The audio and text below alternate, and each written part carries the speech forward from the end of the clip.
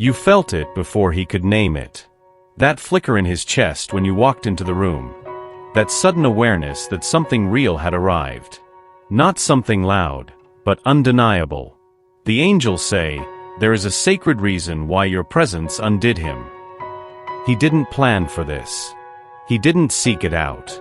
But God sent you, not to chase, but to awaken. Not to convince, but to illuminate. He had become accustomed to the hollow rhythm of distant connections, people who wanted him but never truly saw him. And then you. Unapologetically whole. Radiant in your quiet strength. A presence he couldn't ignore. You weren't like the others. And that difference? It haunted him. At first, he resisted. He told himself it was timing, circumstance, or maybe just passing emotion. But something deeper stirred. Because when he looked at you, he saw truth. And truth, when you're not ready, feels like chaos. It makes you question everything, your worth, your past, your armor. The angels reveal that he is now in a sacred moment of reckoning. He's beginning to see you not as a disruption, but as destiny. Your light didn't confuse him. It called him back to himself. And now, for the first time, he's not turning away. For we are his workmanship, created in Christ Jesus for good works, which God prepared beforehand, that we should walk in them. Ephesians 2 verse 10. He doesn't know how to love the way you do.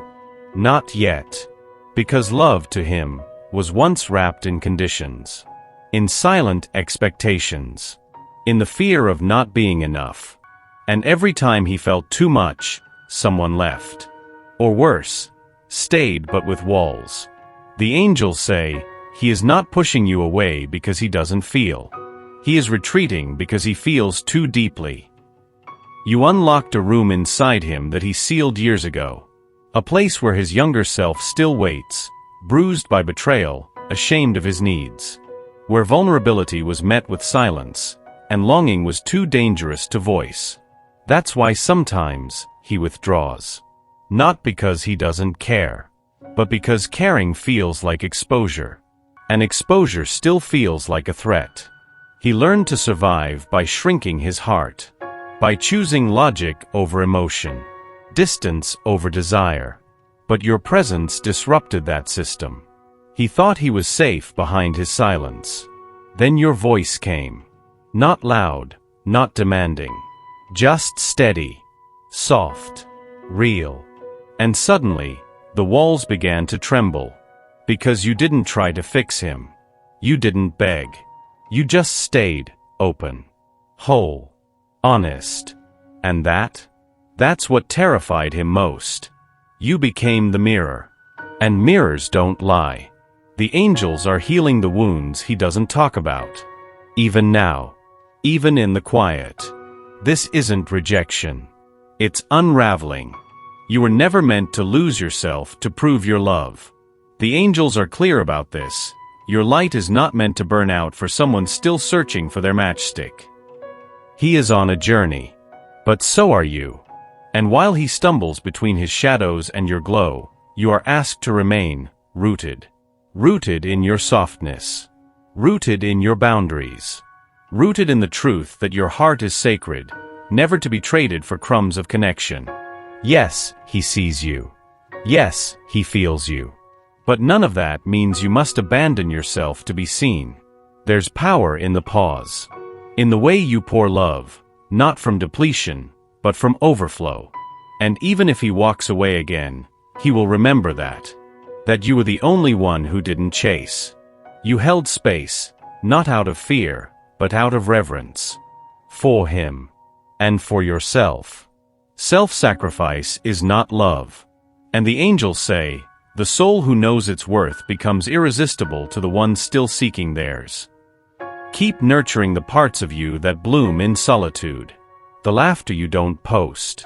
The quiet strength no one claps for. The grace you give yourself in the waiting. He is not your project. You are not unfinished. And if he ever truly returns, it won't be to rescue you. It will be because you never needed to be. You didn't mean to become the mirror. But your presence stripped his soul bare. The way you speak truth with gentleness. The way your silence carries more clarity than his loudest thoughts. The way you stand in your light, unapologetically whole, yet tender. The angels say, she reflects not just love, but truth.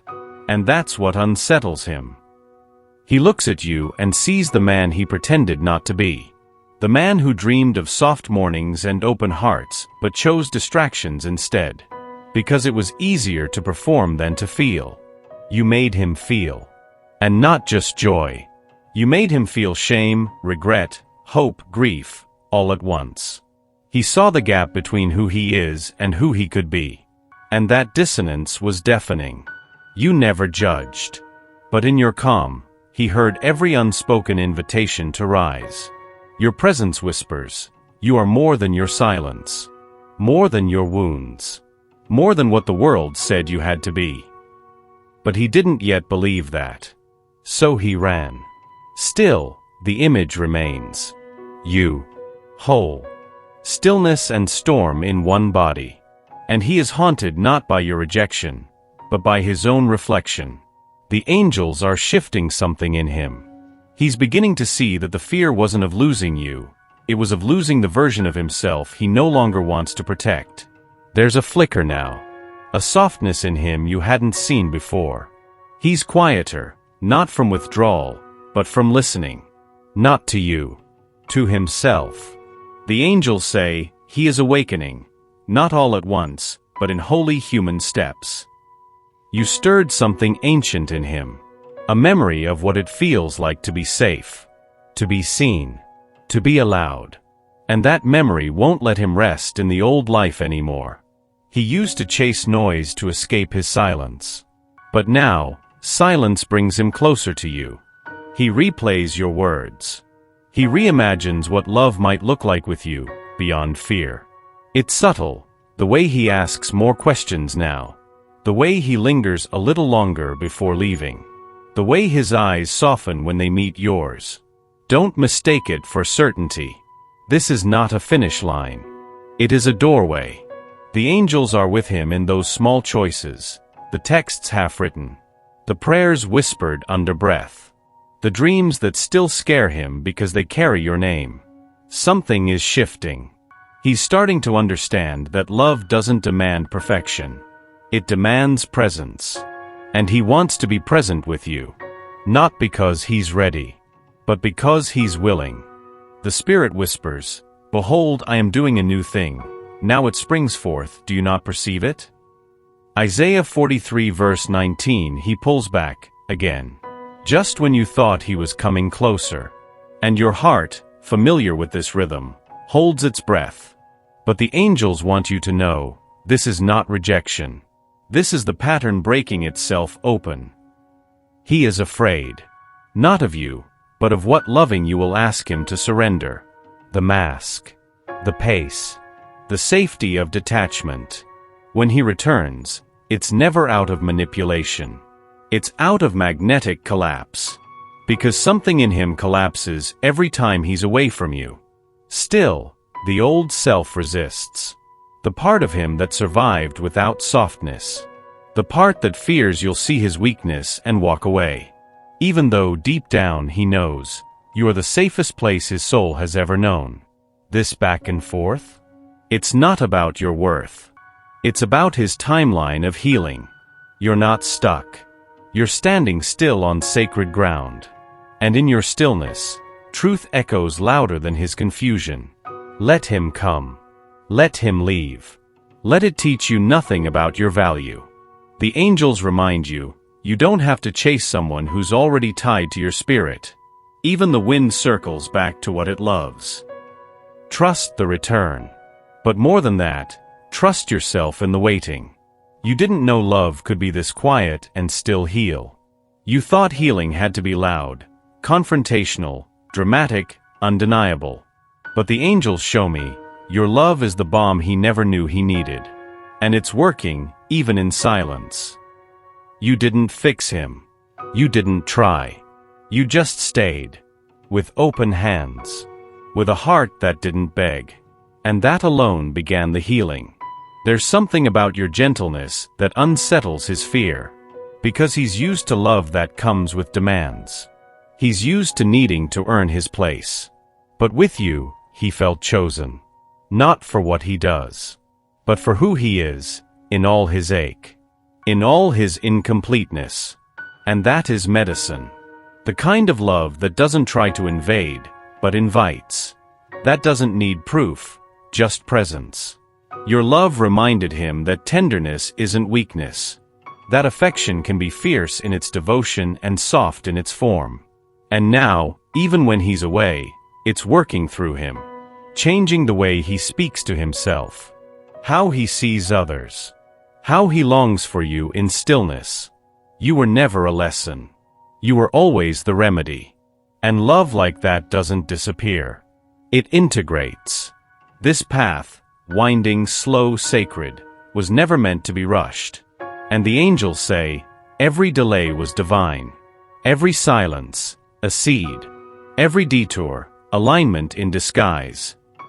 You thought it would look different. Maybe smoother. Maybe quicker. But heaven doesn't measure time the way we do. He needed to lose his way to know he wanted to return. You needed to let go to learn you were never abandoned. There were moments you questioned everything. His intentions. Your worth. The meaning behind it all. But the angels whisper now, you were never waiting in vain. You were being carried. Even in the ache, you were being guided. Even in the pause, love was not asleep. It was preparing. Stretching. Sanctifying. This connection was written long before fear began to interrupt it. And the same hands that brought your souls together are weaving the next chapter. With grace, with rhythm, with holy precision. He may not understand the timing, but his heart is beginning to trust it. And so should yours. The Lord will guide you always. He will satisfy your needs in a sun-scorched land. Isaiah 58 verse 11. There's a moment, just before someone lets love in, when everything feels like it might fall apart. That's where he is now. Standing on the edge of his own fear. The angels say, he doesn't fear you. He fears being seen by you, and still not being enough. He's been taught to protect, to keep it together, to only show what can't be used against him. But love, your kind of love, asks him to lay down the armor. Not because he's weak, but because he's safe. And that is unfamiliar territory. Vulnerability is a language he was never taught. But you speak it fluently. Every time you held space without asking for more. Every time your silence didn't punish, but understood. You showed him what it means to stay soft without breaking. And now, something is shifting. Not loudly, but enough that his breath catches when he thinks of you. Enough that his dreams whisper your name when his mind won't. He is learning that opening doesn't mean losing. That tears don't mean he's fallen apart, but that he's falling into truth. Blessed are those who mourn, for they shall be comforted. Matthew 5 verse 4. What if the love you longed for isn't meant to be fought for, but simply allowed? The angels lean in now, their voices like wind in tall grass. You are not here to chase. You are here to remember. Remember the way his soul looked at yours in the quiet. Remember that you are whole, even in his absence. Remember that timing bends to truth, and love does not need to be proven. Only received. This is the chapter where you stop asking why, and start trusting that what is yours will always feel like peace. Even if it's slow. Even if it looks nothing like the love stories you imagined. Even if he never says the words. He has already felt them. And sometimes, that is the first miracle. The ache does not mean it is broken. It means it's real. It means you dared to love without condition. Now, release the grip. Not out of defeat, but out of knowing, what belongs to your soul cannot be lost. And love, the kind that comes from the divine, does not demand, it arrives. In time. In truth. In light. The angels say, you were never waiting for him. You were waiting for you.